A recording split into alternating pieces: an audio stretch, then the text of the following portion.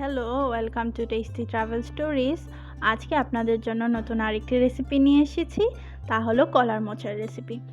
আর এইটি পুষ্টিগুণে ভরপুর এবং স্বাস্থ্যের জন্য খুবই উপকারী। তো প্রথমে এই কলার মোচাটা নিয়ে নিলাম। তো বাইরের আবরণটা খুলে এই ভেতরের যে ফুলগুলো আছে তা আমি নিয়ে নেব। একে একে সবগুলো পার্ট খুলে ফুলগুলো নিয়ে নেব।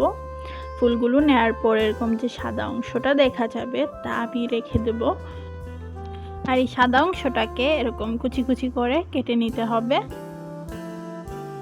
ফুলের পাপড়িগুলোর মাঝখানে এরকম একটি শক্ত টাটা অংশ থাকবে, তা খুলে ফেলে দিতে হবে।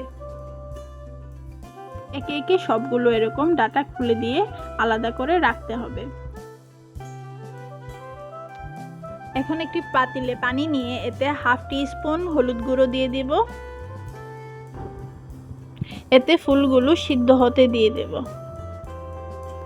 কিছুক্ষণ সিদ্ধ হওয়ার পর আমি পানিগুলো ঝরিয়ে নেব। ঝরিয়ে নেওয়ার পর এটা আমি পেস্ট করে নেব। তারপর আমি একটি প্যানে সর্ষের তেল নিয়ে নিলাম। তাতে দিয়ে দিচ্ছি 2টো শুকনো মরিচ। তারপর দিয়ে দিলাম অল্প পরিমাণ জিরা। এখন এটা কিছুক্ষণ ভেজে নেব। এখন এতে দিয়ে দেব দারচিনি আর তেজপাতা। তারপর দিয়ে দিচ্ছি 2 টেবিল স্পুন পরিমাণ পেঁয়াজ কুচি। পেঁয়াজ কুচিগুলো গরম মশলাটার সাথে ভেজে নিতে হবে যতক্ষণ না পেঁয়াজটা ব্রাউন কালার হয়ে আসছে।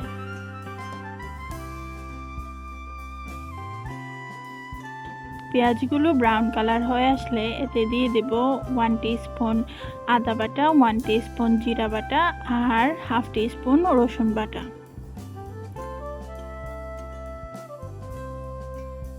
মশলাগুলো ভালোভাবে মিক্স করে নেব।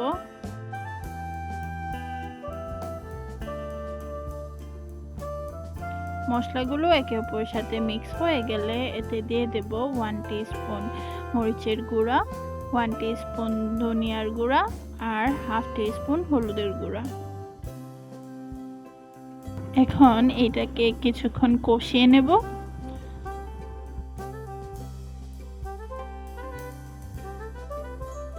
অনবরত আপনার এরকম নেড়ে ছেড়ে দিতে হবে যেন মশলাগুলো পুড়ে না যায়।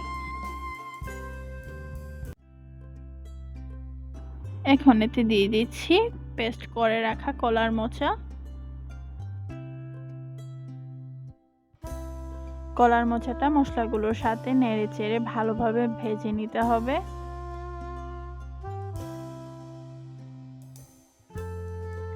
এভাবে নেড়ে চেড়ে কলার মোচাটা মশলাগুলোর সাথে ভালোভাবে মিক্স করে নিতে হবে। কলার মোচাটা আপনার ততক্ষণ ভাজতে হবে যতক্ষণ না তেলটা দেখা না যাচ্ছে।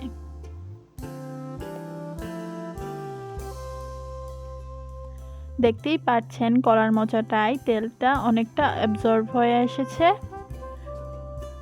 তো এখন আমি এখানে স্বাদ অনুযায়ী লবণ দিয়ে দিয়েছি।